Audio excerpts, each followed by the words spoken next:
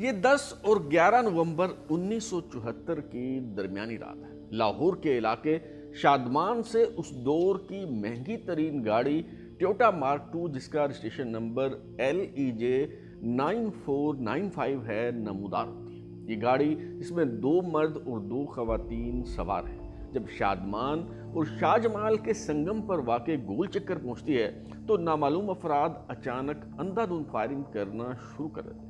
Driving seat پر براجمان شخص پریشان ہو کر گاڑی روکنے کے بجائے اسے بھگا لے جانے کی کوشش کرتا ہے اور خیال کرتا ہے کہ شاید وہ اس حملے سے بحفاظت بچ نکلنے میں کامیاب ہو چکا، لیکن اچانک بائیں طرف ساتھ والی نشست پر نظر پڑتی ہے تو اسے معلوم ہوتا ہے کہ اس کے والد خون میں لت پت ہے۔ ڈرائیونگ سیٹ پر موجود اس شخص کا نام احمد رضا قصوری ہے اور زخمی ہونے والے اس کے والد جو بعد ازاں اسپتال میں دم توڑ گئے، ان کا نام نواب محمد احمد خان قصوری۔ اس قتل کا مقدمہ اس وقت کے وزیر اعظم ذوالفقار علی بھٹو کے خلاف درج کر لیا جاتا ہے اور بعد ازاں اسی مقدمے میں انہیں پھانسی دے دی جاتی ہے۔ ذوالفقار علی بھٹو کے خلاف قتل کی اس FIR کی حقیقت کیا ہے اور ان کی موت کو عدالتی قتل یعنی جوڈیشل مرڈر کیوں قرار دیا جاتا ہے؟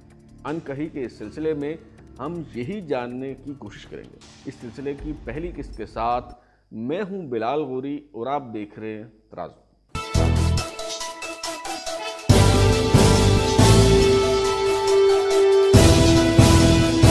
احمد رضا قصوری جو قومی اسمبلی کے رکن تھے، وہ دراصل اس رات تحریک استقلال گجرات کے ضلعی صدر بشیر حسین شاہ کے ہاں شادمان میں شادی کی ایک تقریب سے واپس اپنے گھر ماڈل ٹاؤن جا رہے تھے۔ گاڑی کی اگلی نشست پر ان کے والد نواب محمد احمد خان قصوری براجمان تھے جو انگریزوں کے دور میں مجسٹریٹ کے طور پر خدمات سر انجام دیتے رہے۔ عقبی نشستوں پر احمد رضا قصوری کی والدہ صاحبزادی میمونہ بانو بیگم اور خالہ بیگم آغا مہدی خان تشریف فرما تھی۔ جب احمد رضا قصوری کو والد کے زخمی ہونے کا پتہ چلا تو انہوں نے گاڑی کا رخ گلبرگ لبرٹی میں یونائٹڈ کرسچن ہاسپٹل کی طرف موڑ دیا۔ ہاسپٹل پہنچ کر احمد رضا قصوری نے 3 ٹیلی فون کیے۔ سب سے پہلے انہوں نے اپنے بڑے بھائی کو اطلاع دی، اس کے بعد ہاسپٹل کے سرجن ڈاکٹر کو ٹیلی فون کر کے جلد پہنچنے کی تاکید کرتے ہیں اور تیسرا ٹیلی فون اس دور کے SP اصغر خان عرف ہلاکو خان کو کر کے اس حملے سے آگاہ کرتے ہیں۔ ایک طرف ڈاکٹر بستر مرگ پر پڑے نواب محمد احمد خان قصوری کی جان بچانے کی کوشش کر رہے ہیں تو دوسری طرف پولیس حکام ابتدائی رپورٹ درج کرنے کے لیے MNA احمد رضا قصوری کا بیان لینے کی کوشش کرتے ہیں۔ تھانہ اچرا کے SHO عبدالحی نیازی سوال کرتے ہیں، آپ کو کسی پر شک ہے؟ آپ کے خیال میں یہ حملہ کس نے کروایا؟ احمد رضا قصوری نے کہا، ذوالفقار علی بھٹو ولد شاہ نواز بھٹو سکنہ المرتضیٰ لڑکانہ۔ یہ جملہ سنتے ہی پولیس انسپکٹر عبدالحی نیازی کو یوں لگا جیسے کوئی بم پھٹ گیا ہو یا پھر بھونچال آ گیا ہو۔ اس کے ہاتھ سے قلم زمین پر گر گیا اور اس نے بمشکل خود کو سنبھالتے ہوئے کہا، کیا جناب؟ یعنی کیا کہا جناب؟ احمد رضا قصوری نے کہا، آپ نے ٹھیک سنا ہے، موجودہ وزیر اعظم ذوالفقار علی بھٹو نے ہی یہ قاتلانہ حملہ کروایا ہے اور میں ان کے خلاف مقدمہ درج کروانا چاہتا ہوں۔ SHO بیان ریکارڈ کیے بغیر وہاں سے چلا گیا۔ کچھ دیر بعد SP اور DIG نے آ کر کہا، قصوری صاحب آپ اپنے ارد گرد دیکھیں اور بتائیں کس پر شک ہے؟ آپ نے سیدھا وزیر اعظم کا ہی نام لے لیا۔ احمد رضا قصوری نے کہا کہ وہ ارد گرد دیکھ چکے ہیں، FIR کا متن یہی ہوگا ورنہ وہ صبح لاہور ہائی کورٹ سے رجوع کریں گے۔ احمد رضا قصوری کے ماموں جو فوج میں برگیڈر تھے اور وہاں ہاسپٹل میں پہنچ چکے تھے، ان کے ذریعے بھی احمد رضا قصوری کو سمجھانے کی کوشش کی گئی مگر وہ باضد رہے۔ صبح کے 3 بج چکے تھے۔ اس دوران ڈاکٹر نے آ کر اطلاع دی کہ نواب محمد احمد خان قصوری اب اس دنیا میں نہیں رہے۔ صحافی شاہد اسلم کو دیے گئے انٹرویو میں احمد رضا قصوری دعویٰ کرتے ہیں کہ والد کی موت کا سن کر میں پھٹ پڑا اور آپے سے باہر ہو گیا، پاس ہی ڈنڈا پڑا ہوا تھا، میں نے اٹھایا اور SSP جو کہ یونیفارم میں تھا اس کی پیٹھ پر 3-4 مار دیے۔ اس کے بعد DIG کو بھی بھاگتے ہوئے پیچھے سے ایک لات مار دی، وہ بھی گرتا ہوا पुलिस एहलकारों के पीछे जा छुपा। दोबारा बातचीत के बाद बिलाखिर पुलिस ने कह दिया कि वो दरखास्त लिखकर दे दें ताकि पुलिस FIR दर्ज कर सके। तकरीबन रात 3:20 पर अहमद रजा कसूरी ने अपने एक हमसाये की मदद से दरखास्त तहरीर और खुद पर हुए माजी के हमलों का जिक्र भी किया और अपने वालिद के कत्ल का इल्ज़ाम वज़ीर आज़म जुल्फ़िकार अली भुट्टो पर लगा दिया। अगली सुबह यानी 11 नवंबर को पुलिस ने जाए वक़ुआ का मुशाहिदा किया और गोलियों के 24 खाली खोल जमा करके तफ्तीश का आगाज़ कर दिया। टोयोटा मार्क 2 कार जिस पर फायरिंग की गई थी उसके मुआयने से पता चला कि ड्राइविंग सीट के पीछे भी कुछ गोलियां फंसी हुई थी, जिसका मतलब था कि अहमद रजा कसूरी भी इस कातलाना हमले में बाल बचे थे। पुलिस हुकाम ने हमला में इस्तेमाल होने वाले असलहा का पता लगवाने के लिए गोलियों के खोल उस वक्त के director forensic science laboratory Lahore Nadir Hussain आबदी के हवाले कर दिए, जिन्होंने तज्जिये के लिए उन्हें GHQ रावलपिंडी भिजवा दिया। जनरल हेडक्वार्टर्स ने तज्जिये के बाद बताया कि वो खोल 7 mm के हैं, जिन्हें LMG और SMG राइफल से भी चलाया जा सकता है। इब्तदाई तौर पर तहकीकात की निगरानी DSP अब्दुल अहद के सपुर्द की गई, लेकिन चूंकि वो सन 1975 में फोत हो गए तो स्पेशल ब्रांच के मलिक मोहम्मद वारिस को ये जिम्मेदारी सौंप दी। इसके साथ साथ वज़ीर आला पंजाब हनीफ रामे ने वाक़या की तहकीकात के लिए लाहौर हाई कोर्ट के जज शफीउर रहमान पर मुश्तमिल एक अदालती कमीशन तश्कील दे दिया। चूंकि यह बात हर किसी को मालूम थी कि जस्टिस शफीउर रहमान जस्टिस मौलवी मुश्ताक के दोस्त हैं और वज़ीर आज़म जुल्फ़िकार अली भुट्टो को पसंद नहीं करते, इसलिए अहमद रजा कसूरी को जुडिशल कमीशन पर मुकम्मल एतमाद था और उन्होंने इस कमीशन के सामने पेश होकर अपना बयान रिकॉर्ड करवा दिया। अहमद रजा कसूरी ने जुडिशल कमीशन के रूबरू जमा करवाए गए बयान हल्फी में तस्लीम किया कि यह ज़रूरी नहीं कि हमला वज़ीर आज़म के साथ उनकी दुश्मनी के नतीजे में हुआ हो। उन्होंने 4 इक़साम के लोगों के बारे में बताया जो उनके बारे में बुरी नीयत रखते थे। उन्होंने कादियानियों का जिक्र किया जिन पर उन्होंने उस वक्त शदीद हमले किए थे जब कादियानी मसला अपनी इंतहाओं को छू रहा था। उन्होंने कसूर में अपने उन मुखालफीन का जिक्र किया जिसके साथ उनकी देरीना दुश्मनी चली आ रही है। उन्होंने हिज़्ब इख्तिलाफ के चंद अरकान और पीपल्स पार्टी के कारकुनों का भी जिक्र किया जिनके साथ उनके ताल्लुकात इंतहाई कशीदा थे। कमीशन की रिपोर्ट के इख्तिताम पर अहमद रजा कसूरी ने जुडिशल कमीशन के अखज़ किए हुए नताइज पर मुकम्मल एतमाद का इजहार किया। कमीशन ने अपनी रिपोर्ट पंजाब हुकूमत को 26 फरवरी 1975 को जमा करवा दी, लेकिन वो रिपोर्ट पब्लिक ना की जा सकी। अक्टूबर 1975 में तहकीकाती अफसर मलिक मोहम्मद वारिस की सिफारिशात पर यह केस ये कहकर दाखिले दफ्तर कर दिया गया कि नाकाफी शवाहिद की बुनियाद पर मुल्ज़मान का सुराग नहीं लगाया जा सका। जुल्फ़िकार अली भुट्टो ने फांसी से चंद माह कबल जेल से छोटी छोटी चिटों के जरिए अपनी याददाश्तों पर मबनी किताब र्यूमर एंड रियलिटी यानी अफवाह और हकीकत लिखी। इस किताब में जुल्फ़िकार अली भुट्टो ने इस मुकदमा कत्ल के हवाले से अपना मौक़िफ़ तफसील के साथ बयान किया है। उनके बकौल ना अहमद रजा कसूरी ने और ना ही उनके ख़ानदान के किसी फ़र्द ने 1970 से कबल कौमी सूबाई और कोई बल्दियाती इंतखाब जीता।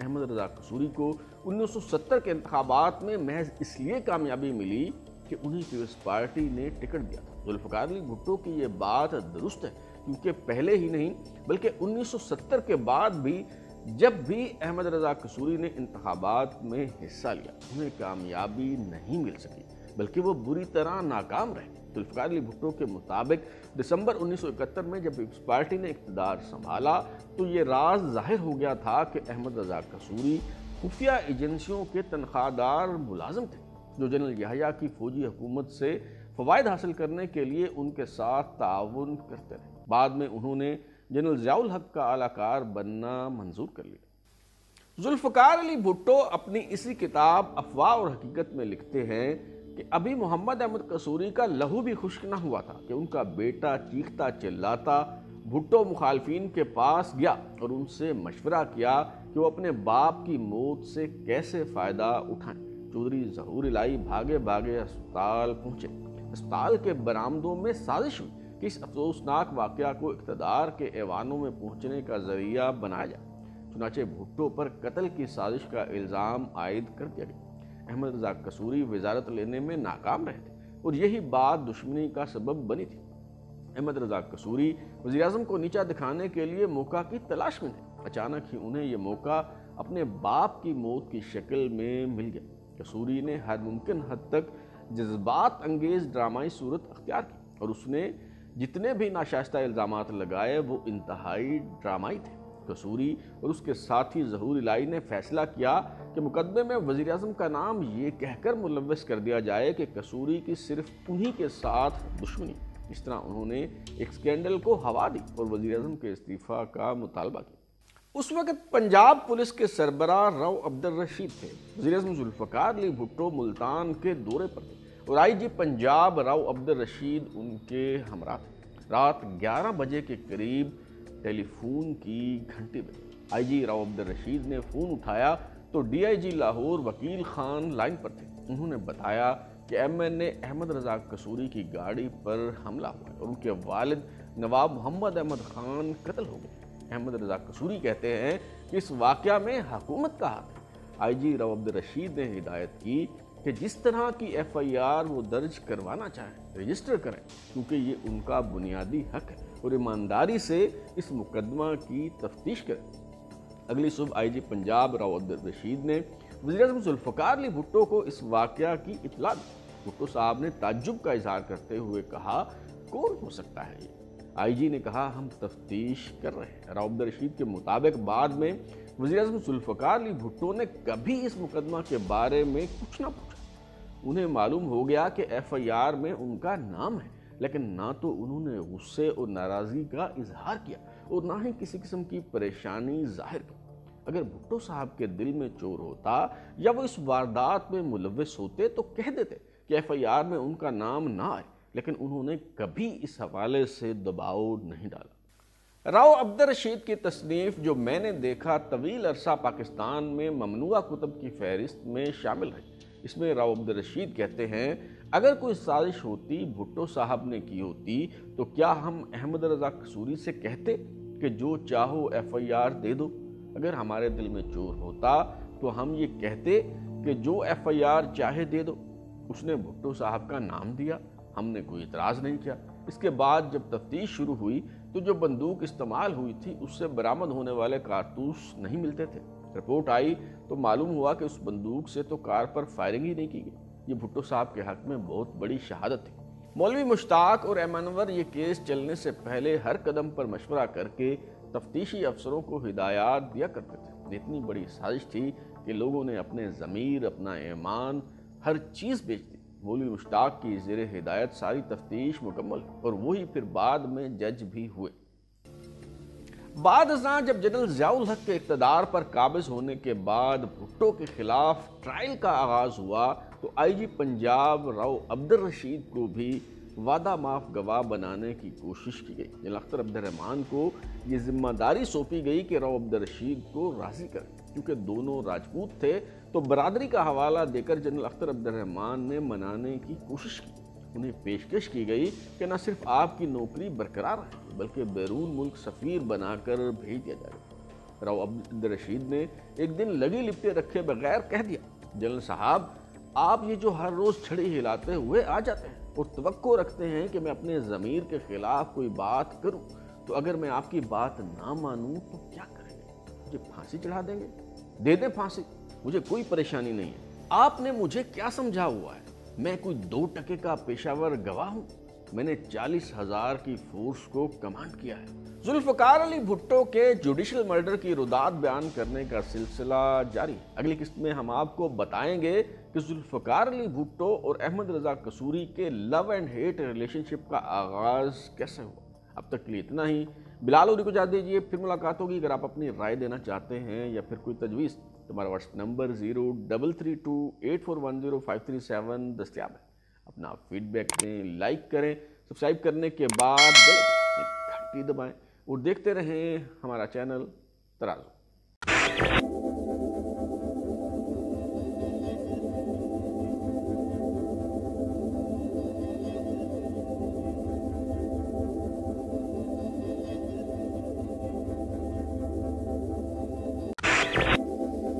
4 جون 1974 کو وزیر اعظم ذوالفقار علی بھٹو قومی اسمبلی میں تقریر کر رہے تھے۔ دوران تقریر انہوں نے کہا آئین پر حزب اختلاف کا شور اور واویلا بلا جواز ہے، کیونکہ اپوزیشن کے تمام ارکان نے آئین پر دستخط کیے ہیں اور یہ ایک متفقہ آئین ہے۔ اس پر رکن قومی اسمبلی احمد رضا قصوری کھڑے ہوئے اور انہوں نے مداخلت کرتے ہوئے کہا جناب اسپیکر، رتو ڈیروں سے آنے والے فاضل مقرر غلط بیانی سے کام لے رہے ہیں۔ ساری دنیا جانتی ہے کہ میں نے آئین پر دستخط نہیں کیے ہیں، میں نے اس آئین کے حق میں ووٹ نہیں دیا، تو پھر یہ کیسے کہہ سکتے ہیں کہ آئین پر سب نے دستخط کیے ہیں اور یہ ایک متفق آئین؟ احمد رضا قصوری کی مداخلت اور ان کے ریمارکس پر ذوالفقار علی بھٹو طیش میں آ گئے اور انہوں نے قصوری کی طرف اشارہ کرتے ہوئے چلا کر کہا I have had enough of this man. He is absolute poison. We will not tolerate him anymore. یعنی میں نے اس شخص کو بہت برداشت کر لیا ہے، یہ مجسم زہر قاتل، اب ہم اس کو قطعی برداشت نہیں کریں گے۔ ذوالفقار علی بھٹو نے جذبات کی رو میں بہہ جانے پر یہ جو جملے کہے، بعد میں یہی مقدمہ قتل کی چارج شیٹ بنے اور قائد عوام کو پھانسی کے پھندے تک لے گئے۔ ذوالفقار علی بھٹو اور احمد رضا قصوری کے اس لو اینڈ ہیٹ ریلیشن شپ کا آغاز کیسے ہوا اور پھر یہ سلسلہ اپنے منطقی انجام کو کیسے پہنچا؟ عنقریب میں ذوالفقار علی بھٹو کے عدالتی قتل سے متعلق شروع کیے گئے اس نئے سلسلے میں آج ہم یہی معلوم کرنے کی کوشش کریں گے۔ اس سلسلے کی دوسری قسط کے ساتھ میں ہوں بلال غوری اور آپ دیکھ رہے ہیں ترازو۔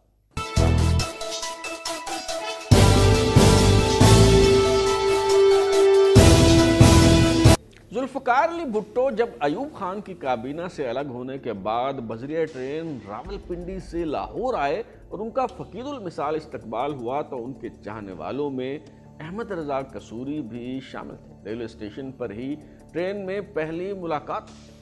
سلمان تاثیر اپنی تصنیف بھٹو اے پولیٹیکل بایوگرافی میں اس ملاقات کا حال بیان کرتے ہوئے لکھتے ہیں کہ دراز قد احمد رضا قصوری، جن کی شکل و صورت امریکی اداکار جیک سے ملتی جلتی تھی، انہیں کبھی سنجیدگی سے نہیں لیا جاتا تھا بلکہ بھانڈ اور مسخرہ سمجھا جاتا تھا۔ وہ شہرت کے لیے کچھ بھی کر گزرنے کو تیار رہا کرتے تھے۔ بہرحال وہی احمد رضا قصوری جنہیں سلمان تاثیر مسخرہ قرار دیتے ہیں، انہیں پیپلز پارٹی کے بانی ارکان میں شمولیت کا اعزاز حاصل ہوا۔ احمد رضا قصوری نے ذوالفقار علی بھٹو کو اپنے آبائی علاقے قصور آنے کی دعوت دی۔ جب ذوالفقار علی بھٹو قصور پہنچے تو سب سے پہلے انہیں بابا بلے شاہ کے مزار پر لے جایا گیا اور وہاں ان کی دستار بندی ہوئی۔ بابا بلے شاہ کے مزار سے قصوری خاندان کی آبائی حویلی کی طرف واپسی کے دوران احمد رضا قصوری نے ذوالفقار علی بھٹو سے پوچھا کہ کیا وہ ان بزرگ کے بارے میں جانتے ہیں جن کے مزار پر انہیں لے جایا گیا؟ ذوالفقار علی بھٹو نے جواب دیا، بہت کم۔ احمد رضا قصوری نے کہا کہ یہ پنجاب کے بہت بڑے انقلابی تھے، 300 سال انہوں نے سٹیٹس کو توڑا، ان کا کلام بہت پاورفل ہے۔ انہوں نے ایک نعرہ بلند کیا تھا، منگوئے بندیا اللہ کلو جلی گلی کلی۔ ذوالفقار علی بھٹو نے پوچھا کہ اس کا کیا مطلب ہے؟ احمد رضا قصوری نے کہا کہ جلی ہے کپڑا، گلی روٹی ہے اور کلی مکان ہے۔ یہ بات ذوالفقار علی بھٹو کے دل کے تار چھو گئی۔ بھٹو نے کہا کہ کیوں نہ ہم اسے اپنے منشور کا حصہ بنا لیں۔ احمد رضا قصوری کا دعویٰ ہے کہ پیپلز پارٹی کا شہرۂ آفاق نعرہ روٹی کپڑا مکان دراصل قصور سے لیا گیا، حضرت بابا بلے شاہ سے، اور جلی گلی کلی کو عوام کی خاطر آسان بنانے کے لیے روٹی کپڑا اور مکان میں تبدیل کر لیا گیا۔ احمد رضا قصوری کے مطابق پیپلز پارٹی کے باقاعدہ قیام سے 3 دن پہلے قصور میں انہی کی رہائش گاہ پر ذوالفقار علی بھٹو نے اعلان کیا کہ وہ ایسا کرنے جا رہے ہیں۔ دسمبر 1970 میں احمد رضا قصوری پاکستان پیپلز پارٹی کے ٹکٹ پر قصور سے قومی اسمبلی کے رکن منتخب ہو گئے۔ احمد رضا قصوری نے پیپلز پارٹی کے امیدوار کی حیثیت سے جمعیت علماء پاکستان کے میاں اجمل احمد شرکپوری اور میاں افتخار الدین کے صاحبزادے میاں عارف افتخار کو شکست دی، مگر انتخابات کے کچھ عرصہ بعد ہی پارٹی کے چیئرمین سے ان کے اختلافات کا آغاز ہو گیا۔ دراصل ذوالفقار علی بھٹو نے اعلان کیا تھا کہ وہ 3 مارچ 1971 کو ڈھاکہ میں بلائے جانے والے قومی اسمبلی کے اجلاس میں شرکت نہیں کریں گے اور نہ ہی کسی اور رکن اسمبلی کو ایسا کرنے دیں گے۔ بعض روایات کے مطابق بھٹو نے کہا کہ ڈھاکہ جانے والوں کی ٹانگیں توڑ دیں گے۔ احمد رضا قصوری نے سرکشی کا رویہ اختیار کیا اور اس اجلاس میں شرکت کے لیے ڈھاکہ پہنچ گئے۔ اگرچہ قومی اسمبلی کا یہ اجلاس منعقد نہ ہو سکا، مگر یہیں سے ذوالفقار علی بھٹو اور احمد رضا قصوری کے درمیان فاصلے بڑھنا شروع ہو گئے۔ احمد رضا قصوری کی باغیانہ روش میں بتدریج اضافہ ہوتا چلا گیا۔ جب شیخ مجیب سے مذاکرات کے دوران ذوالفقار علی بھٹو نے دباؤ بڑھانے کے لیے پیپلز پارٹی کے تمام ارکان پارلیمنٹ سے تحریری طور پر استعفے طلب کی تو احمد رضا قصوری نے یہ بات ماننے سے انکار کر دیا۔ پارٹی پالیسی کے خلاف جانے پر احمد رضا قصوری سے کہا گیا کہ وہ قومی اسمبلی کی نشست چھوڑ دیں، مگر انہوں نے یہ کہتے ہوئے انکار کر دیا کہ یہ الیکشن انہوں نے پیپلز پارٹی کے ٹکٹ کی بدولت نہیں بلکہ اپنی مقبولیت کی بنیاد پر جیتا۔ ذوالفقار علی بھٹو نے احمد رضا قصوری کو اس کی سیاسی حیثیت یاد دلانے کے لیے 2 مئی 1971 کو قصور میں جلسہ عام منعقد کرنے کا اعلان کر دیا۔ اس جلسے سے قبل ذوالفقار علی بھٹو نے معراج خالد، حنیف رامے اور یعقوب خان کے الزامات کی روشنی میں احمد رضا قصوری کو پارٹی رکنیت سے معطل کر دیا۔ احمد رضا قصوری جو رضا پروگریسو گروپ کے نام سے ایک الگ دھڑا بنا چکے تھے، انہوں نے پیپلز پارٹی کا اجلاس بلانے کا دعویٰ کیا اور اعلان کیا کہ انہیں پیپلز پارٹی سے کوئی نہیں نکال سکتا۔ اگلے دن احمد رضا قصوری نے لاہور میں ایک پریس کانفرنس سے خطاب کرتے ہوئے ذوالفقار علی بھٹو کو پاکستان پیپلز پارٹی کی چیئرمین شپ سے برطرف کرنے کا اعلان کر دیا۔ 6 جون 1971 کو پاکستان پیپلز پارٹی کے مجلس عاملہ نے احمد رضا قصوری کو باضابطہ طور پر پاکستان پیپلز پارٹی کی رکنیت سے خارج کر دیا اور یوں ذوالفقار علی بھٹو اور احمد رضا قصوری کے درمیان اختلافات کی خلیج مزید گہری ہو گئی۔ ہونا تو یہ چاہیے تھا کہ پیپلز پارٹی سے نکالے جانے کے بعد احمد رضا قصوری قومی اسمبلی کی رکنیت سے استعفیٰ دے دیتے اور کسی اور پارٹی کی طرف سے یا آزاد حیثیت میں دوبارہ انتخابات لڑتے، مگر وہ قومی اسمبلی کی نشست سے چمٹے رہے، کیونکہ نہ صرف اخلاقی جرت کا فقدان تھا بلکہ انہیں یہ بات بہت اچھی طرح سے معلوم تھی کہ پیپلز پارٹی سے نکالے جانے کے بعد وہ کسی صورت میں الیکشن نہیں جیت پائیں۔ چنانچہ 1972 میں جب قومی اسمبلی کے اجلاس شروع ہوئے تو احمد رضا قصوری نے تحریک استقلال میں شمولیت کا اعلان کر دیا۔ ذوالفقار علی بھٹو کا سب سے بڑا کارنامہ 1973 کے آئین کی تشکیل ہے۔ میاں محمود علی قصوری کی سربراہی میں 25 رکنی دستوری کمیٹی تشکیل دی گئی، مگر جب محمود علی قصوری مستعفی ہو گئے تو عبدالحفیظ پیرزادہ کو متفقہ طور پر کمیٹی کا چیئرمین منتخب کر لیا گیا۔ 10 اپریل 1973 کو قومی اسمبلی نے آئین کی منظوری دی اور 14 اگست 1973 کو یہ آئین نافذ ہو گیا، جس کی روح سے ذوالفقار علی بھٹو وزیر اعظم بن گئے۔ پروفیسر غفور احمد اپنی کتاب پھر ماشاء اللہ آ گیا میں بھٹو کو خراج تحسین پیش کرتے ہوئے لکھتے ہیں، قومی اسمبلی میں پیپلز پارٹی کو تقریباً 80% اکثریت حاصل تھی، اس لیے دستور کو منظور کرنے کے لیے اسے اپوزیشن کی حمایت حاصل کرنا بالحاظ تعداد ضروری نہیں تھا۔ اس کے باوجود اس نے اکثریت کے بل پر دستوری بل کو منظور کروانے کی بجائے ہر مرحلہ پر اپوزیشن کو اعتماد میں لینے کی کوشش کی اور اس کا یہ طرز عمل یقیناً لائق ستائش ہے۔ احمد رضا قصوری سمیت 3 ارکان اسمبلی نے 1973 کے آئین کی دستاویز پر دستخط نہیں کی۔ جون 1973 میں جب پیپلز پارٹی کی حکومت ایف ایس ایف کے قیام کے لیے فیڈرل سیکورٹی فورس ایکٹ منظور کروا رہی تھی تو احمد رضا قصوری نے اس کی بھی مخالفت کی۔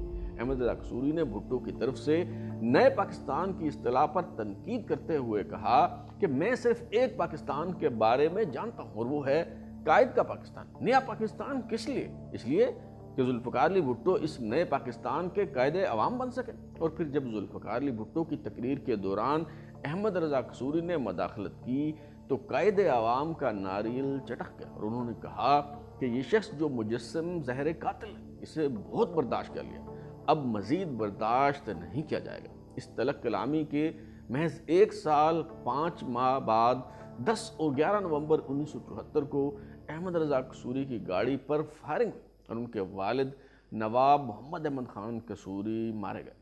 احمد رضا قصوری اپنے والد کے قتل کے 9 دن بعد 20 نومبر 1974 کو قومی اسمبلی کے اجلاس میں آئے تو ان کے ہاتھ میں ایک بوتل اور خون آلود شرٹ تھی، بوتل جس میں سرخ رنگ کا محلول تھا۔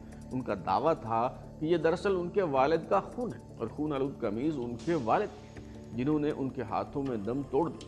احمد رضا قصوری نے حکومت کو اس قاتلانہ حملے کا ذمہ دار قرار دے دیا اور جذباتی تقریر کرتے ہوئے کہا، بھٹو میں تمہیں چھوڑوں گا نہیں، کیفر کردار تک پہنچاؤں گا۔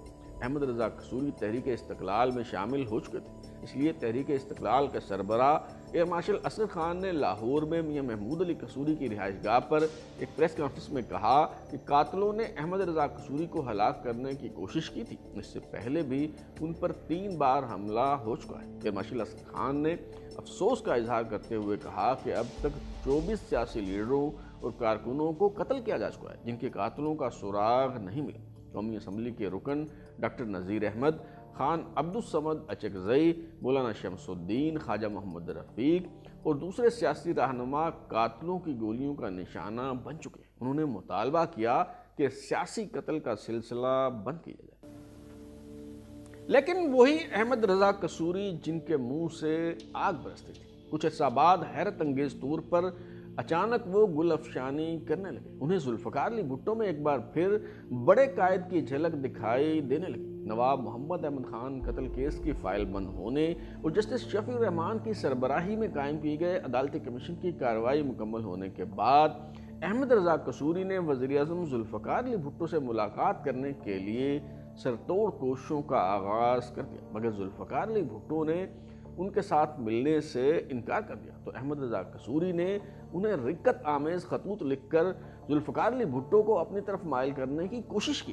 1976 میں میکسیکو کے دورے سے واپسی پر احمد رضا قصوری نے ذوالفقار علی بھٹو کو خط لکھ کر بتایا کہ دنیا بھر میں بطور مدبر سیاستدان آپ کا تشخص نہ صرف ابھر رہا ہے بلکہ اسے قبولیت حاصل ہو رہی ہے۔ آپ حیران ہوں گے کہ احمد رضا قصوری کے رویے اور انداز و اطوار میں اس تبدیلی کی وجہ آخر کیا ہو گئی۔ دراصل احمد رضا قصوری کو زمینی حقائق کا بخوبی علم تھا۔ وہ یہ بات بہت اچھی طرح سے جانتے تھے کہ قصور پیپلز پارٹی کا مضبوط گڑھ ہے اور وہ پیپلز پارٹی کا ٹکٹ حاصل کیے بغیر یہاں سے انتخابات میں کامیاب نہیں ہو سکتے۔ یہ خوشامد اور چاپلوسی در حقیقت ٹکٹ کے حصول کے لیے تھی۔ آخرکار احمد رضا قصوری کی کوششیں رنگ لائیں اور وزیر اعظم ذوالفقار علی بھٹو نے انہیں پیپلز پارٹی میں واپس لینے پر رضامندی ظاہر کر دی۔ احمد رضا قصوری نے 6 اپریل 1976 کو بیگم نصرت بھٹو سے ملاقات کی اور ان سے درخواست کی کہ وہ پیپلز پارٹی میں ان کی واپسی کے موقع پر اپنی موجودگی سے ان کی عزت افزائی کرے۔ دراصل ان کی خواہش تو یہ تھی کہ خود ذوالفقار علی بھٹو انہیں خوش آمدید کہیں، لیکن جب یہ فرمائش پوری نہ ہو سکی تو بیگم نصرت بھٹو کی موجودگی کی التجا کی گئی۔ اگلے دن احمد رضا قصوری نے اپنی ماڈل ٹاؤن لاہور میں رہائش گاہ پر کارکنوں کی ایک نشست سے خطاب کرتے ہوئے پیپلز پارٹی نے اپنی دوبارہ شمولیت کا اعلان کر دیا۔ اس موقع پر انہوں نے وزیر اعظم ذوالفقار علی بھٹو کی بے حد تعریف کی۔ ان کی والدہ یعنی بیگم نواب محمد احمد خان قصوری کی اہلیہ صاحبزادی میمونہ بانو بیگم نے اس موقع پر سرعام اعلان کیا کہ وہ وزیر اعظم ذوالفقار علی بھٹو پر اپنے تمام بیٹے قربان کر دیں گے، کیونکہ انہیں یقین ہے کہ وزیر اعظم ذوالفقار علی بھٹو کے بغیر پاکستان باقی نہیں رہے گا۔ احمد رضا قصوری نے جنوری 1977 میں قومی اسمبلی کے فلور پر وزیر اعظم کی زرعی اصلاحات کی بھی واشگاف الفاظ میں تعریف کی۔ احمد رضا قصوری نے پارلیمنٹ میں وزیر اعظم ذوالفقار علی بھٹو کے اقدامات کو سراہتے ہوئے کہا کہ میں قومی اسمبلی سے ایسے تاریخی موقع پر خطاب کر رہا ہوں جب ہم پاکستان میں انقلابی زرعی اصلاحات کو متعارف کروا رہے ہیں۔ مسٹر اسپیکر، اگر میں وزیر اعظم بھٹو اور ان کی حکومت کو پاکستان میں انقلابی اصلاحات کے نفاذ پر مبارکباد نہ دوں تو میں اپنے فرائض میں کوتاہی برتوں گا۔ احمد رضا قصوری کو اندازہ تھا کہ لوگ اچانک یو ٹرن لینے پر باتیں بنائیں گے، اس لیے انہوں نے اپنے بدلے ہوئے انداز کی وضاحت کرتے ہوئے کہا کہ میں راست باز اور کھرے آدمی کی شہرت رکھتا ہوں۔ میں اس ایوان میں حکومت کا سخت نکتہ چین تھا، اس لیے کوئی شخص نہیں کہہ سکتا کہ جب میں اس حکومت کی تعریف کرتا ہوں تو یہ چاپلوسی۔ اس ملک میں بہت سے وزرائے اعظم آئے، لیکن موجودہ وزیر اعظم جو اس ملک کی ناؤ کو کھے رہے ہیں ان کا نام تاریخ میں سنہری حروف سے لکھا جائے گا۔ ذوالفقار علی بھٹو کے جوڈیشل مرڈر کی رودات بیان کرنے کا سلسلہ جاری ہے۔ اگلی قسط میں ہم آپ کو بتائیں گے کہ احمد رضا قصوری جو ایک بار پھر جیالے ہو چکے تھے اور بتا رہے تھے کہ بھٹو کا نام تاریخ میں سنہرے حروف سے لکھا جائے گا، ایک بار پھر ان کے مخالف اور خون کے پیاسے کیوں ہو گئے۔ اب تک کے لیے اتنا ہی۔ بلال اوری کو اجازت دیجیے، پھر ملاقات ہوگی۔ اگر آپ اپنی رائے دینا چاہتے ہیں یا پھر کوئی تجویز، ہمارا واٹس ایپ نمبر 0332841057 دستیاب ہے۔ اپنا فیڈ بیک دیں، لائک کریں، سبسکرائب کرنے کے بعد بیل آئکن دبائیں اور دیکھتے رہیں ہمارا چینل ترازو۔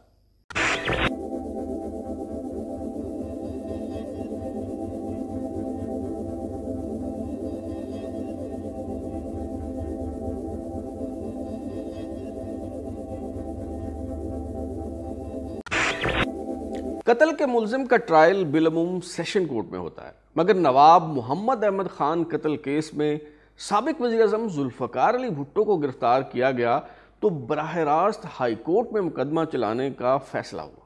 لاہور ہائی کورٹ کے جج مولوی مشتاق جو ذوالفقار علی بھٹو سے ذاتی بغض اور عناد رکھتے تھے، اب قائم مقام چیف جسٹس بن چکے تھے۔ مولوی مشتاق نے اپنی سربراہی میں چن چن کر ایسے ججوں پر مشتمل بینچ بنایا جو ذوالفقار علی بھٹو کے بدترین مخالفین میں شمار ہوتے تھے۔ دوران سماعت کئی بار ذوالفقار علی بھٹو کی مولوی مشتاق سے تلخ کلامی ہوئی اور سخت جملوں کا تبادلہ ہوا۔ اہم ترین مقدمے کی سماعت کا سلسلہ کیسے آگے بڑھا اور کس طرح سابق وزیر اعظم کو پھانسی کی سزا سنائی گئی۔ انکہی میں بھٹو کے عدالتی قتل سے متعلق شروع کیے گئے اس سلسلے میں ہم یہی معلوم کرنے کی کوشش کریں گے۔ اس سلسلے کی تیسری قسط کے ساتھ میں ہوں بلال غوری اور آپ دیکھ رہے ہیں ترازو۔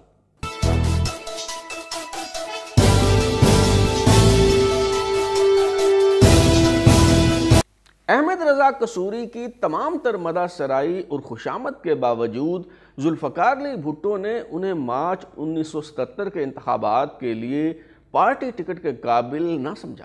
پاکستان پیپلز پارٹی کے پارلیمانی بورڈ نے احمد رضا قصوری کو مطلون مزاج قرار دیتے ہوئے قصور سے قومی اسمبلی کا الیکشن لڑنے کے لیے ان کی درخواست مسترد کر دی۔ انتخابات کے بعد دھاندلی کے الزامات لگے۔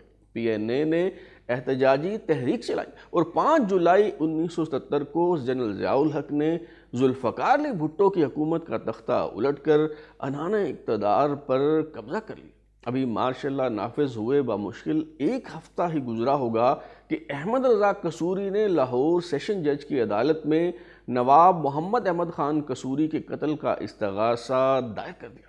احمد رضا قصوری کو یہ بات بہت اچھی طرح سے معلوم تھی کہ ذوالفقار علی بھٹو سے بدلہ لینے اور انہیں نیچا دکھانے کا یہی موقع ہے۔ چنانچہ کچھ دن بعد انہوں نے لاہور ہائی کورٹ میں درخواست دائر کر دی کہ چونکہ ملزمان بہت طاقتور ہیں اس لیے عدالت اپنی اوریجنل کرمنل جیورسڈکشن میں اس مقدمہ قتل کو اپنے پاس ٹرانسفر کر لے اور سیشن عدالت کے بجائے ہائی کورٹ میں ٹرائل شروع کیا جائے۔ لاہور ہائی کورٹ نے احمد رضا قصوری کی پٹیشن پر ایڈوکیٹ جنرل کو طلب کر لیا۔ ایڈوکیٹ جنرل کے بجائے اسسٹنٹ ایڈوکیٹ جنرل راشد عزیز خان عدالت میں پیش ہوئے اور اپنے کلائنٹ یعنی پنجاب حکومت سے رہنمائی لینے کے لیے 15 دن کی مہلت مانگی۔ 15 دن بعد انہوں نے عدالت کو بتایا کہ حکومت سیشن کورٹ کے بجائے براہ راست ہائی کورٹ میں ٹرائل کا آغاز کرنے کے لیے تیار ہے اور جلد ہم کیس لے کر آ رہے ہیں۔ یوں احمد رضا قصوری کا استغاثہ ضم کر کے سماعت کا آغاز کر دیا گیا۔ جنرل ضیاء الحق کے عنان اقتدار پر قابض ہونے کے بعد معزول وزیر اعظم ذوالفقار علی بھٹو کو گورنمنٹ ہاؤس مری منتقل کر دیا گیا تھا۔ جب بھٹو مری میں قید تھے اور یہاں ان کی جنرل ضیاء الحق سے پہلی بار ملاقات ہوئی تو اس ملاقات کے دوران ہی یہ فیصلہ ہو گیا تھا کہ جنرل ضیاء الحق کی حیات ذوالفقار علی بھٹو کی موت میں پنہاں ہے۔ دوران ملاقات ذوالفقار علی بھٹو نے جنرل ضیاء الحق کی سرزنش کرتے ہوئے کہا، تمہیں معلوم ہے کہ آرٹیکل 6 کے تحت آئین توڑنے کی سزا کیا ہے؟ یہ بات سن کر جنرل ضیاء الحق کے پسینے چھوٹ گئے اور جیسا کہ اس تصویر میں بھی دکھائی دے رہا ہے وہ نہایت بے چینی اور اضطراب کی حالت میں اپنی شرٹ کے بٹن کھولتے اور بند کرتے رہے۔ برہان الدین حسن جو اس وقت پی ٹی وی کے ڈائریکٹر نیوز تھے، وہ اپنی کتاب انسینسرڈ میں اس واقعہ کا ذکر کرتے ہوئے لکھتے ہیں کہ ملاقات کی فوٹیج اس قابل نہیں تھی کہ اسے نشر کیا جاتا، لہٰذا انہوں نے فوٹیج سنسر کرنے کے لیے جنرل ضیاء الحق سے براہ راست اجازت طلب کی اور ایڈٹ کرنے کے باوجود محض 3 سیکنڈ کی فوٹیج دکھائی جا سکی۔ جنرل فیض علی چشتی اس ملاقات کے حوالے سے مختلف فرودات بیان کرتے ہیں۔ جنرل فیض علی چشتی کے مطابق جنرل ضیاء الحق اور وہ ایک کار میں سوار تھے، جبکہ میجر جنرل اختر عبد الرحمان جنہوں نے بعد ازاں جنرل کے رینک میں ترقی پائی وہ دوسری کار میں تھے۔ گورنمنٹ ہاؤس مری میں وزیر اعظم ذوالفقار علی بھٹو کے ملٹری سیکرٹری میجر جنرل امتیاز نے ان کا استقبال کیا۔ کمرہ ملاقات میں صرف 3 لوگ تھے، ذوالفقار علی بھٹو، جنرل ضیاء الحق اور لیفٹیننٹ جنرل فیض علی چشتی۔ ذوالفقار علی بھٹو نے گفتگو کا آغاز کیا اور وہ ہرگز ناراض نہیں لگ رہے تھے۔ بھٹو نے کہا وہ فوج کے ٹیک اوور کرنے پر خفا نہیں ہے، شاید صورتحال کا یہی حل ہے، مگر اہم بات یہ ہے کہ مستقبل کی صورت گری کیسے کی جائے۔ ذوالفقار علی بھٹو نے کہا کہ فوج کے اقتدار پر قبضہ کرنے کے آئینی اثرات تو ہوں گے، مگر دستور کا باپ ہونے کی وجہ سے میں ان مسائل کا حل تلاش کر لوں گا۔ جنرل ضیاء الحق کو اس حوالے سے پریشان ہونے کی ضرورت نہیں، وہ اپنی توجہ دیگر اہم معاملات کی طرف مرکوز رکھیں۔ اس کے جواب میں جنرل ضیاء الحق نے کہا کہ میں تو عارضی کسٹوڈین ہوں، بہت جلد ایک بار پھر زمام کار بھٹو کے ہاتھ میں ہوگی، تو وہ جس طرح چاہیں اس ملک کو چلائیں۔ جنرل ضیاء الحق اور ذوالفقار علی بھٹو کا دوسری بار آمنا سامنا 28 جولائی 1979 کو مری گورنمنٹ ہاؤس میں ہی ہوا۔ اس روز بھی لیفٹیننٹ جنرل فیض علی چشتی ضیاء الحق کے ہمراہ تھے، کیونکہ بطور کمانڈر 10 کور یہ علاقہ ان کے زیر انتظام آتا تھا۔ اس ملاقات کے دوران ذوالفقار علی بھٹو نے ایک بار پھر یہ بات دہرائی کہ فادر آف دا کانسٹیٹیوشن ہونے کے ناطے وہ آئینی موشگافیوں کا معاملہ سنبھال لیں گے۔ ضیاء الحق دیگر معاملات پر توجہ مرکوز رکھیں۔ اس روز بھٹو کو رہا کر دیا گیا اور 29 جولائی کو ذوالفقار علی بھٹو لاڑکانہ روانہ ہو گئے۔ ذوالفقار علی بھٹو کا رہائی کے بعد فقید المثال استقبال ہوا۔ ضیاء الحق بھٹو کی مقبولیت سے تو خائف ہوئے، مگر جب بھٹو نے اپنے جلسوں میں کھلے عام آرٹیکل 6 کی باتیں کرنا شروع کر دیں تو ضیاء الحق سے یہ جملہ منسوب ہوا کہ اب قبر ایک ہے اور اس میں ضیاء الحق یا بھٹو میں سے کسی ایک کو جانا ہے۔ 18 اکتوبر کو انتخابات کروانے کا اعلان ہو چکا تھا، کاغذات نامزدگی جمع ہو رہے تھے، مگر C M L A headquarter کو اس پھندے کی تلاش تھی جو ذوالفقار علی بھٹو کے گلے میں فٹ کیا جا سکے۔ 1972 میں ڈیرہ غازی خان سے جماعت اسلامی کے رہنما ڈاکٹر نذیر احمد شہید ہو گئے تھے۔ اس قتل کا مقدمہ ذوالفقار علی بھٹو کے خلاف چلانے پر بھی غور ہوا، مگر جنرل ضیاء الحق کے مشیروں کا خیال تھا کہ یہ ایک کمزور مقدمہ ہے۔ ذوالفقار علی بھٹو پر احمد رضا قصوری کے والد نواب محمد احمد خان کے قتل کا مقدمہ چلانے سے پہلے انہیں ایک اور کیس میں پھنسانے کی کوشش کی گئی تھی۔ پی این اے کی تحریک کے دوران لاہور ریلوے اسٹیشن پر ایک بم دھماکہ ہوا تھا۔ ایف ایس ایف کے ڈائریکٹر جنرل مسعود محمود جو زیر حراست تھے، ان سے یہ اقبالی بیان لیا گیا کہ ریلوے اسٹیشن پر بم انہوں نے بھٹو کے کہنے پر رکھوایا تھا۔ استغاثہ نے یہ بھونڈی کہانی تراشی کہ مسعود محمود نے ذوالفقار علی بھٹو کے کہنے پر ایف ایس ایف کے ڈپٹی ڈائریکٹر چودھری نذیر احمد کو بم رکھوانے کا حکم دیا۔ اس نے ایک لاہوری نوجوان ریاض عرف بلّہ کو بم رکھنے کا ٹاسک دیا۔ ریل گاڑی کی زنانہ کلاس کے ڈبے میں خاتون بیت الخلاء گئی اور اس نے وہاں بم دیکھا تو شور مچایا۔ اس پر ایک کانسٹیبل نے پاؤں مار کر اس بم کو مسل دیا۔ بم کو سگریٹ کے ٹوٹے کی طرح مسل کر ناکارہ بنانے والے پولیس کانسٹیبل کا نام تو پہلے ہی معلوم نہ تھا۔ بعد ازاں چودھری نذیر اور ریاض عرف بلّہ بھی اپنے بیانات سے منحرف ہو گئے۔ آخر کار ضیاء شاہی انصاف کو وہ پھندا مل گیا جس کی اسے تلاش تھی۔ احمد رضا قصوری اپنے والد نواب محمد احمد خان کے قتل کی ایف آئی آر میں ایف ایس ایف حکام کے ساتھ ذوالفقار علی بھٹو کو بھی بطور ملزم نامزد کر چکے تھے۔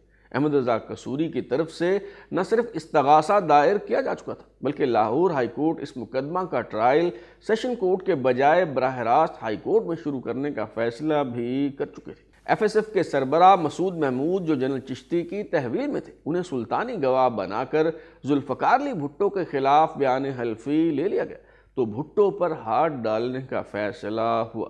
جنرل فیض علی چشتی کے مطابق 2 ستمبر 1970 کو جنرل ضیاء الحق نے انہیں بتایا کہ ایک اہم مشن پر انہوں نے کراچی روانہ ہونا تھا، مگر کسی اچانک مصروفیت کی وجہ سے وہ نہیں جا سکتے۔ Pakistan air force base Chaklala پر ایک فالکن طیارہ تیار کھڑا ہے، اس پر کراچی جاؤ اور corps commander Karachi, governor Sindh اور martial law administrator lieutenant general Jahanzeb ارباب سے کہو بھٹو کو گرفتار کر لیں۔ چشتی نے کہا کہ یہ بات تو محفوظ ٹیلی فون لائن پر بھی کہی جا سکتی ہے، مگر جنرل ضیاء الحق نے کہا کہ یہ حساس معاملہ ہے، ذاتی طور پر کراچی جا کر پیغام دینا پڑے گا۔ چنانچہ 3 ستمبر 1977 کو ذوالفقار علی بھٹو کو حراست میں لینے کے بعد لاہور منتقل کر دیا گیا، جہاں ان کے خلاف احمد رضا قصوری کے والد نواب محمد احمد خان کے قتل کا مقدمہ چلایا گیا۔ سابق ڈسٹرکٹ اینڈ سیشن جج چودھری غلام حسین بھی اس معاملے کا ایک اہم کردار ہے، کیونکہ خصوصی عدالت کے سربراہ کی حیثیت سے بھٹو کے خلاف یہ کیس انہوں نے سنا۔ وہ اپنی خود نوشت جج جرنیل اور جنتا میں لکھتے ہیں کہ جب میں بم مقدمہ کے 2 ملزمان کو ضمانت پر رہا کر چکا تھا تو مولوی مشتاق حسین لاہور ہائی کورٹ کے چیف جسٹس نے زبانی پیغام بھیج کر مجھے اپنی کوٹھی واقع ماڈل ٹاؤن بلوایا اور ڈرائنگ روم میں داخل ہوتے ہی کہا آپ اس عدالت میں نہیں رہ سکتے، اور میں نے یہ بات انوار الحق صاحب یعنی چیف جسٹس سپریم کورٹ کو بھی بتا دی ہے۔ میں نے وجہ پوچھی تو مولوی مشتاق حسین نے کہا آپ باقی سب باتوں کو چھوڑیے اور صرف اس بات کا جواب دیجئے کہ اگر پیپلز پارٹی کے کسی بڑے لیڈر کا مقدمہ آپ کے پاس آ جائے تو اس بات کی کیا گارنٹی ہے کہ آپ اس کے زیر اثر نہیں آ جائیں گے۔ ڈسٹرکٹ اینڈ سیشن جج چودھری غلام حسین نے بھٹو کو سزا سنانے سے انکار کر دیا تو انہیں جسٹس مولوی مشتاق کے حکم پر بطور سزا میاں والی تعینات کر دیا گیا۔ ذوالفقار علی بھٹو جنہیں 3 ستمبر 1977 کو پہلی مرتبہ تعزیرات پاکستان کے تحت قتل کی سازش کے الزام میں کراچی سے گرفتار کر کے لاہور لایا گیا تھا، 10 دن بعد ان کی ضمانت ہو گئی۔ لاہور ہائی کورٹ کے جسٹس کے ایم سمدانی نے 13 ستمبر کو ثبوتوں کو متضاد اور نامکمل قرار دیتے ہوئے ذوالفقار علی بھٹو کی درخواست ضمانت منظور کر لی اور انہیں رہا کرنے کا حکم دے دیا۔ لاہور ہائی کورٹ کے خواجہ محمد سمدانی جو کے ایم سمدانی کے نام سے مشہور ہیں، انہوں نے ذوالفقار علی بھٹو کی ضمانت منظور کرتے ہوئے انہیں رہا کرنے کا حکم دیا تو جنرل ضیاء الحق ان سے ناراض ہو گئے اور جسٹس کے ایم سمدانی کو بطور سزا سیکٹری قانون تعینات کر دیا گیا۔ یہاں بھی جنرل ضیاء الحق سے ان کی تکرار کا سلسلہ چلتا رہا۔ ایک میٹنگ کے دوران جنرل ضیاء الحق نے کہا جو سیکٹری کام نہیں کرتے انہیں الٹا لٹکا دینا چاہیے۔ اس پر جسٹس سمدانی نے ترکی بترکی جواب دیتے ہوئے کہا کہ کچھ جرنیلوں کو بھی الٹا لٹکا دینا چاہیے۔ جنرل ضیاء الحق نے بعد ازاں ان الفاظ پر معذرت کرنے کو کہا، مگر جسٹس سمدانی نے معافی مانگنے سے انکار کر دیا۔ 2 سال بعد جسٹس کے ایم سمدانی کو سیکٹری قانون کے عہدے سے ہٹا کر ایک بار پھر لاہور ہائی کورٹ بھیجا گیا تو پی سی او کے تحت نیا حلف لینے کی آزمائش آ گئی اور انہیں معزول کر کے گھر بھیج دیا گیا۔ لاہور ہائی کورٹ سے ضمانت مل جانے کے باوجود 17 ستمبر 1977 کو ذوالفقار علی بھٹو کو ایک بار پھر مارشل لا ضابطے کے تحت گرفتار کر لیا گیا اور پھر 1 ماہ بعد بھٹو کے خلاف قتل کے مقدمہ میں ٹرائل کا آغاز کر دیا گیا۔ لاہور ہائی کورٹ کے اس وقت قائم مقام چیف جسٹس مولوی مشتاق حسین نے اپنی سربراہی میں justice Zakiuddin Pal, justice M S H Qureshi, justice Aftab Hussain اور جسٹس گلباز خان پر مشتمل 5 رکنی بینچ تشکیل دیا اور بھٹو کو ضمانت پر رہا کرنے والے جسٹس کے ایم سمدانی کو دانستہ طور پر اس بینچ سے باہر رکھا گیا۔ ممتاز ماہر قانون حامد خان ایڈوکیٹ اپنی کتاب پاکستان کی آئینی و سیاسی تاریخ میں لکھتے ہیں کہ مولوی مشتاق نے بینچ کا انتخاب بہت احتیاط سے کیا۔ ذکی الدین پال بھٹو کے سخت مخالف تھے، آفتاب حسین مولوی مشتاق کے منظور نظر تھے اور انہوں نے انہی کے مطابق چلنا تھا۔ باقی 2 ججز اختلافی فیصلہ نہ لکھنے کی وجہ سے مشہور تھے۔ مولوی مشتاق کا بھٹو سے ذاتی اناد اور نفرت ڈھکی چھپی نہ تھی۔ ان کے دور میں لاہور ہائی کورٹ کا چیف جسٹس بننے کی جنون کی حد تک خواہش میں انہوں نے سپریم کورٹ کا جج بننا بھی قبول نہ کیا۔ بھٹو کی حکومت نے ان سے 8 سال جونیئر جسٹس اسلم ریاض حسین کو chief justice Lahore high court بنایا۔ انہوں نے استعفیٰ نہ دیا مگر بھٹو کے خلاف دل میں مستقل اناد پال لیا۔ ضیاء الحق نے اس ذاتی رنجش کا فائدہ اٹھانے کے لیے انہیں قائم مقام چیف جسٹس بنایا۔ بھٹو ان کی نفرت سے واقف تھے، اس لیے انہوں نے ٹرائل کورٹ کا بائیکاٹ کر دیا۔ مقدمے کی منتقلی کی ان کی درخواست کو بھی مولوی مشتاق نے اپنے چیمبر میں سماعت کے بعد مسترد کر دیا۔ Chief justice Lahore high court justice Maulvi مشتاق حسین کے سربراہی میں 5 رکنی بینچ نے اس مقدمہ کی سماعت شروع کی تو ذوالفقار علی بھٹو نے اعتراض کیا کہ مولوی مشتاق حسین کو اس بینچ میں نہیں بیٹھنا چاہیے کیونکہ میں نے انہیں سپرسیڈ کیا تھا، اس لیے وہ میرے خلاف بغض رکھتے ہیں۔ مگر مولوی مشتاق حسین اس مقدمے سے الگ نہ ہوئے۔ دوران سماعت کئی بار ذوالفقار علی بھٹو کی مولوی مشتاق حسین سے تلخی ہوئی۔ ایک روز نصرت بھٹو اور بینظیر کے قذافی اسٹیڈیم میں زخمی ہونے کی اطلاعات ملنے پر ذوالفقار علی بھٹو پریشان تھے اور چاہتے تھے کہ سماعت ملتوی کر دی جائے۔ بھٹو نے ایک موقع پر اپنے وکیل پر برستے ہوئے کہا، دفع کرو، تم عدالت سے درخواست کیوں نہیں کرتے؟ جسٹس مولوی مشتاق حسین نے اس جملے کو توہین عدالت قرار دیا تو بھٹو نے معذرت کرتے ہوئے کہا کہ بیوی اور بیٹی کے زخمی ہونے کے باعث ان کی ذہنی کیفیت ٹھیک نہیں، اس لیے یہ جملہ ان کے منہ سے نکل گیا۔ مولوی مشتاق حسین نے کہا، ہمیں اس کی پرواہ نہیں ہے۔ اس پر ذوالفقار علی بھٹو کا پیمانہ لبریز ہو گیا اور وہ کہنے لگے، بس میں نے بہت برداشت کیا ہے۔ مولوی مشتاق حسین نے پوچھا، کیا برداشت کیا ہے؟ بھٹو نے تنک کر کہا، آپ کی بے عزتیاں۔ مولوی مشتاق حسین کا چہرہ غصے سے سرخ ہو گیا اور انہوں نے پولیس اہلکاروں کو مخاطب کرتے ہوئے کہا، اس شخص کو تب تک باہر لے جاؤ جب تک یہ ہوش میں نہ آ جائے۔ آئیے سنتے ہیں سابق چیف جسٹس نسیم حسن شاہ مولوی مشتاق کے اس رویے کے بارے میں کیا کہتے ہیں۔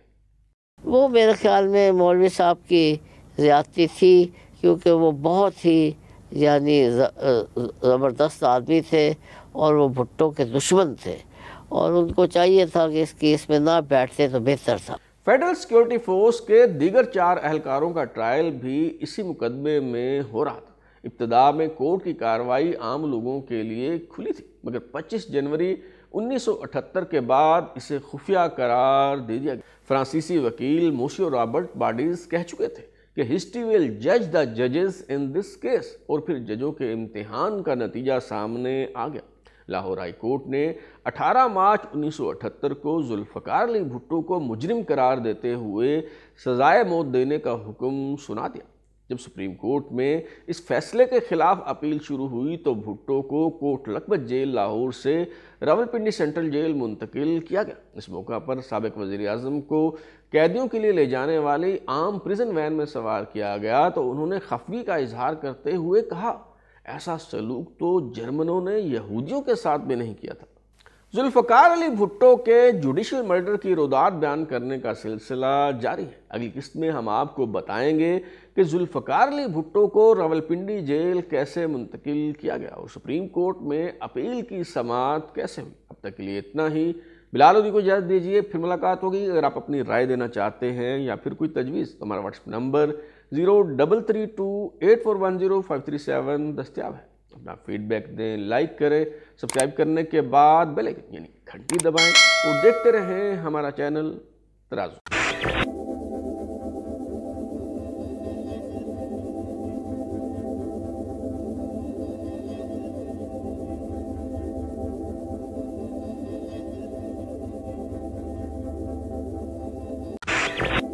آج کل آپ قیدی نمبر 804 کا ذکر سن رہے ہوں گے، مگر یہ کہانی ہے قیدی نمبر 3183 کی۔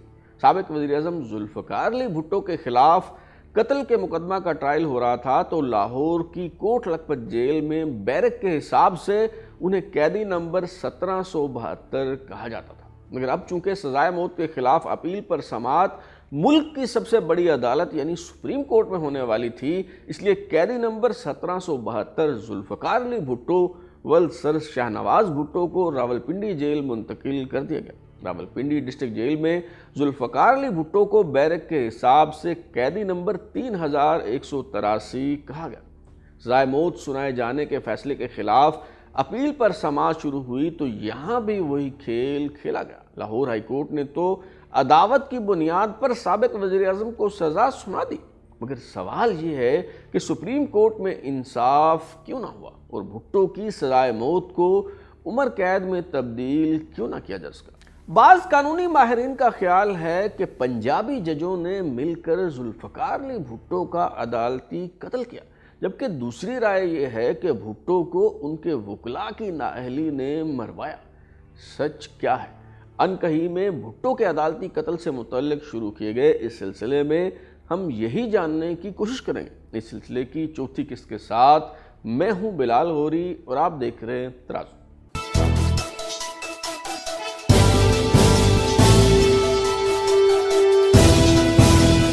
ذوالفقار علی بھٹو کو سنائی گئی سزائے موت کے خلاف اپیل کی سماعت کے لیے سپریم کورٹ کے تمام دستیاب ججوں پر مشتمل 9 رکنی بینچ تشکیل دیا گیا، جس کے سربراہ چیف جسٹس انوار الحق تھے، جبکہ ان کے علاوہ بینچ میں جسٹس کیسر خان، جسٹس دوراب پٹیل، جسٹس محمد حلیم، جسٹس غلام صفدر شاہ، جسٹس کرم الہی چوہان اور جسٹس نسیم حسن شاہ شامل تھے۔ سپریم کورٹ کے فل کورٹ بینچ نے اس اہم ترین مقدمے کی سماعت شروع کی تو درخواست گزار قیدی نمبر 3183 یعنی ذوالفقار علی بھٹو کی طرف سے چیف جسٹس انوار الحق کو متعصب قرار دیتے ہوئے ان کی موجودگی پر اعتراض کیا گیا اور کہا گیا کہ جسٹس انوار الحق نے 6ٹی آئینی ترمیم کی مخالفت کی، فوجی ڈکٹیٹر جنرل ضیاء الحق کے مارشل لا پر مہر تصدیق ثبت کی، آئین میں ترمیم کا اختیار دیا۔ لاہور ہائی کورٹ کے متعصب جج جنہوں نے ذوالفقار علی بھٹو کو سزا سنائی، ان سے جسٹس انوار الحق کی دوستی ہے، لہٰذا ان سے درخواست گزار کو انصاف کی توقع نہیں ہے۔ جسٹس انوار الحق نے مولوی مشتاق کی طرح یہ درخواست مسترد کر دی اور بینچ سے الگ نہ ہوئے۔ 30 جون 1978 کو جسٹس کیسر خان مدت ملازمت ختم ہونے پر ریٹائر ہو گئے تو 8 رکنی بینچ نے اس کیس کی سماعت جاری رکھی۔ جسٹس وحید الدین احمد جو شوگر کے مریض تھے، ان پر فالج کا حملہ ہوا تو انہوں نے سماعت چند ہفتوں کے لیے ملتوی کرنے کی استدعا کی، لیکن چیف جسٹس انوار الحق نے جسٹس وحید الدین کے صحتیاب ہونے کا انتظار کرنے کے بجائے دیگر 6 ججوں کے ہمراہ سماعت کا سلسلہ جاری رکھا۔ ذوالفقار علی بھٹو نے عدالت میں طویل گفتگو کی، جسے بیان ریکارڈ کروانے کے بجائے خطاب کہا جائے تو زیادہ بہتر ہوگا۔ بھٹو نے اپنی خدمات اور کارناموں کا ذکر کیا اور پھر اپنے خلاف بنائے گئے مقدمہ کے حوالے سے گفتگو کرتے ہوئے کہا کہ ان کے خلاف مقدمہ جھوٹ کا پلندہ ہے، گھناؤنے پلاٹ والا ایک ناول ہے، من گھڑت داستان،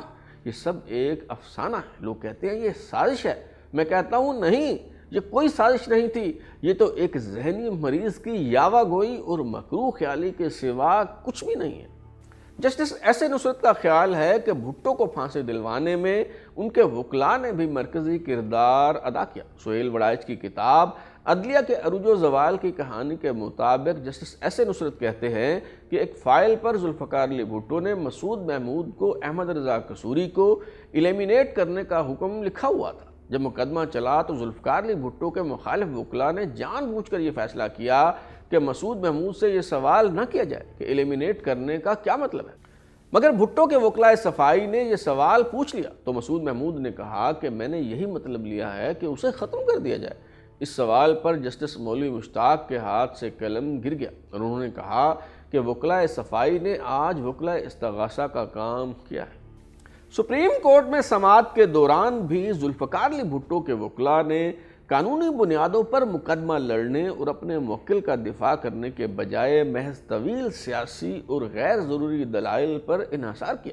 معروف قانوندان حامد خان کا خیال ہے کہ اگر ذوالفقار علی بھٹو کے وکیل یحییٰ بختیار چاہتے تو 2 یا 3 ہفتوں میں اپنے دلائل سمیٹ سکتے تھے، مگر وہ کئی ماہ تک غیر ضروری گفتگو کرتے رہے، شاعری سناتے رہے، جذباتی باتیں کرتے رہے، جس کا ان کے موکل کو ناقابل تلافی نقصان ہوا، کیونکہ 2 معزز جج صاحبان جن کا رجحان واضح طور پر اپیل منظور کرنے اور سزا کو کالعدم قرار دینے کی طرف تھا، وہ طویل سماعت ہونے کی وجہ سے بینچ سے الگ ہو گئے۔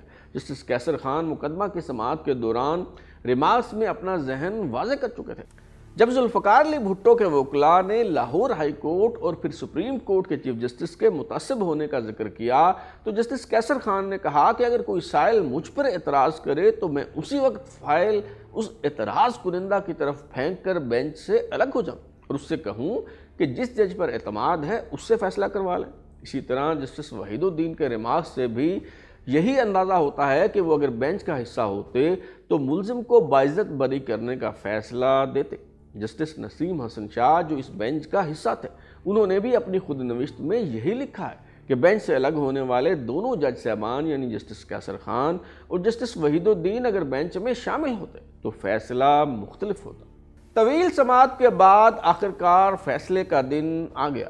6 فروری 1979 کو سپریم کورٹ کے 7 رکنی بینچ نے 3 کے مقابلے میں 4 کی اکثریت سے تمام اپیلیں مسترد کر دیں اور لاہور ہائی کورٹ کا فیصلہ برقرار رکھا۔ 725 صفحات پر مشتمل فیصلہ چیف جسٹس انوار الحق نے تحریر کیا۔ سپریم کورٹ کے جج جسٹس محمد اکرم، جسٹس کرم الہی چوہان اور جسٹس نسیم حسن شاہ نے اس اکثریتی فیصلے سے اتفاق کیا، جبکہ جسٹس محمد حلیم، جسٹس غلام صفدر شاہ اور جسٹس دراب پٹیل نے اس فیصلے سے اتفاق نہ کرتے ہوئے اختلافی نوٹ لکھا۔ اسے محض اتفاق کہیں یا کچھ اور کہ پنجاب سے تعلق رکھنے والے 4 ججوں نے بھٹو کو سزائے موت دینے کے فیصلے کی توثیق کی، جبکہ دیگر صوبوں سے تعلق رکھنے والے 3 جج صاحبان نے اپنے ضمیر کی آواز پر اس عدالتی قتل کے خلاف فیصلہ دیا اور اختلافی نوٹ لکھے۔ خیبر پختونخوا سے تعلق رکھنے والے جسٹس غلام صفدر شاہ نے لکھا، مسعود محمود کے بعض بیانات صرف سنی سنائی باتوں کی ذیل میں آتے ہیں، اس لیے بطور شہادت قابل قبول نہیں ہو سکتے۔ علاوہ ازیں وعدہ معاف گواہ بذات خود کوئی قابل اعتماد گواہ نہ تھا۔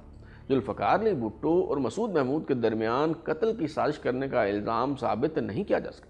اسی طرح سندھ سے تعلق رکھنے والے پارسی جج جسٹس دراب پٹیل نے اپنے اختلافی نوٹ میں لکھا، مسعود محمود کوئی قابل اعتبار گواہ نہ تھا اور اس قسم کے مقدمے میں اس کی شہادت سے زیادہ ایک ایسی معتبر شہادت درکار تھی جو کسی وعدہ معاف گواہ کی شہادت کی بنیاد بن سکتی۔ تیسرے جج جسٹس محمد حلیم، جن کا تعلق کراچی سے تھا اور جو بعد ازاں خود چیف جسٹس بنے، انہوں نے جسٹس غلام صفدر شاہ اور جسٹس دراب پٹیل کے اختلافی نوٹ سے اتفاق کرتے ہوئے لکھا کہ ذوالفقار علی بھٹو اور میاں عباس کے خلاف جرم ثابت نہیں کیا جا سکا۔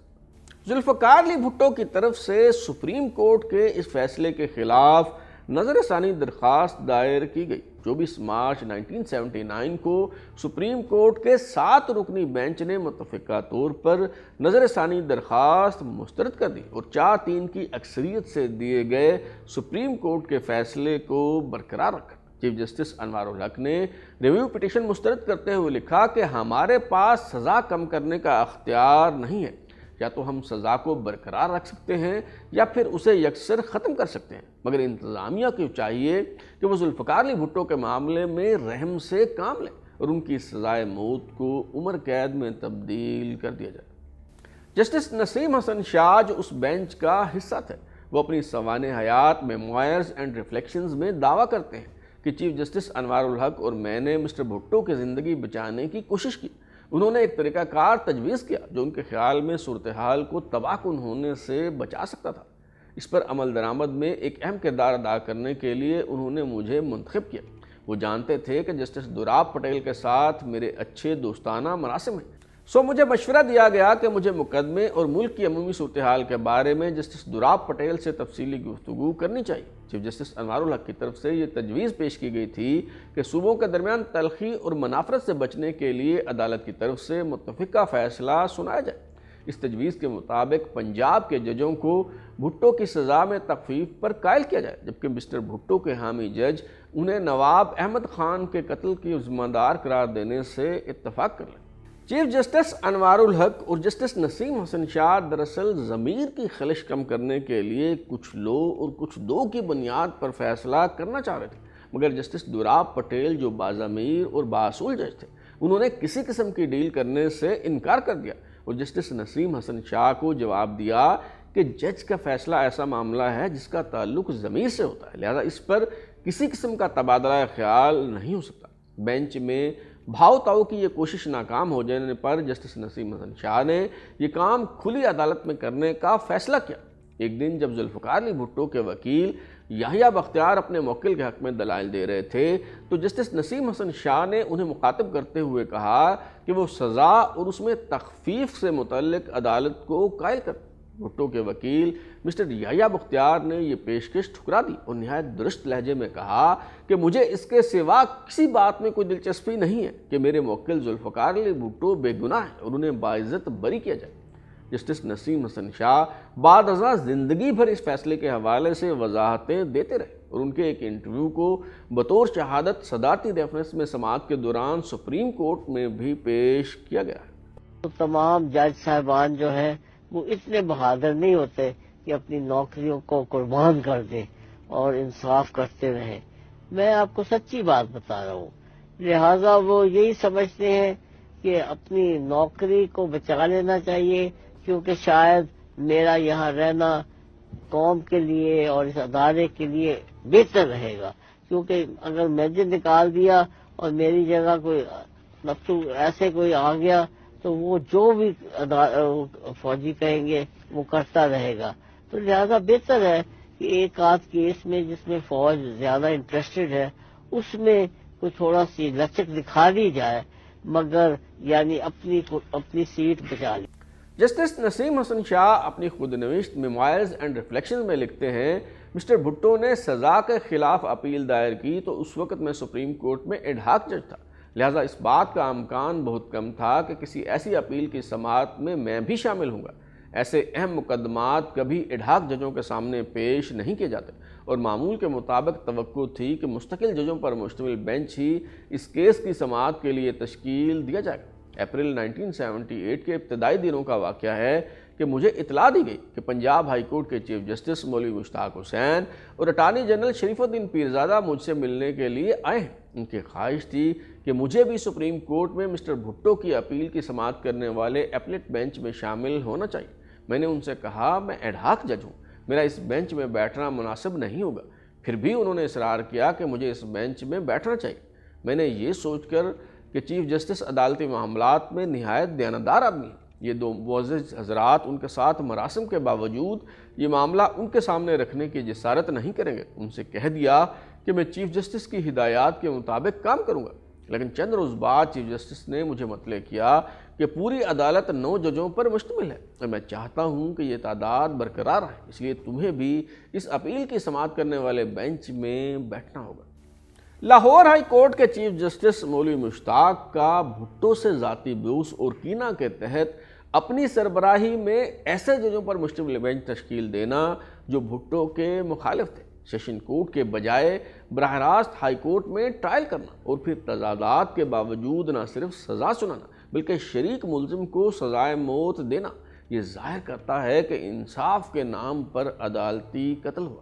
عدالتی تاریخ میں نہ تو اس سے پہلے کبھی کسی شریک ملزم کو سزائے موت سنائی گئی اور نہ ہی اس کے بعد کبھی کوئی اس طرح کا فیصلہ سامنے آیا۔ لاہور ہائی کورٹ کے چیف جسٹس مولوی مشتاق اور chief justice supreme court justice Anwar ul-Haq بہت گہرے دوست تھے، اور ان دونوں کے گٹھ جوڑ کی تفصیل جسٹس نسیم حسن شاہ نے اپنی خود نوشت میں بیان کر دی۔ ایک طرف تو من پسند فیصلہ لینے کے لیے ایک جونیئر ایڈ ہاک جج کو بینچ میں شامل کیا گیا، اور دوسری طرف خیبر پختونخوا سے تعلق رکھنے والے جج جسٹس کیسر خان کی مدت ملازمت ختم ہو رہی تھی۔ قانون میں گنجائش ہونے کے باوجود انہیں بطور ایڈ ہاک جج برقرار نہیں رکھا گیا۔ ایک اور جج جسٹس وحید الدین جو بیمار ہو گئے، ان کی یہ استدعا منظور نہیں کی گئی کہ ان کے صحت یاب ہونے تک مقدمہ کی سماعت ملتوی کر دی جائے، اور پھر جب سب کچھ کر کے دیکھ لیا تو بھٹو کو تاریخ کے ہاتھوں قتل کروانے کے لیے انصاف پسند اور باضمیر ججوں سے بھاؤ تاؤ کرنے کی کوشش کی گئی، اور کہا گیا کہ اگر آپ بھٹو کو قصوروار تسلیم کر لیں یا یہ مان لیں کہ اس نے قتل کروایا ہے تو سزائے موت کے بجائے عمر قید پر اکتفا کر لیتے ہیں۔ یہی وجہ ہے کہ ذوالفقار علی بھٹو کی پھانسی کو جوڈیشل مرڈر قرار دیا جاتا ہے۔ ایک طرف جسٹس دراب پٹیل جیسے انصاف پسند ججوں نے ڈیل کرنے سے انکار کر دیا، تو دوسری طرف قیدی نمبر 3183 بھی ڈٹ گیا اور اس نے تاریخ کے ہاتھوں قتل ہونے کے بجائے پھانسی گھاٹ پر جلاد تارا مسیح کے ہاتھوں مرنا پسند کیا۔ ذوالفقار علی بھٹو کے جوڈیشل مرڈر کی رودات بیان کرنے کا سلسلہ جاری ہے۔ اگلی قسط میں ہم آپ کو بتائیں گے کہ جیل میں بھٹو کے آخری ایام کیسے گزرے، پھانسی دینے کا فیصلہ کیسے ہوا، اور کیا یہ سچ ہے کہ ذوالفقار علی بھٹو کو پھانسی دیے جانے سے پہلے ہی تشدد کر کے موت کے گھاٹ اتار دیا گیا تھا۔ اب تک کے لیے اتنا ہی۔ بلال اوری کو اجازت دیجیے، پھر ملاقات ہوگی۔ اگر آپ اپنی رائے دینا چاہتے ہیں یا پھر کوئی تجویز تو ہمارا واٹس ایپ نمبر 033284105337 دستیاب ہے۔ اپنا فیڈ بیک دیں، لائک کریں، سبسکرائب کرنے کے بعد بیل آئکن یعنی گھنٹی دبائیں اور دیکھتے رہیں ہمارا چینل ترازو۔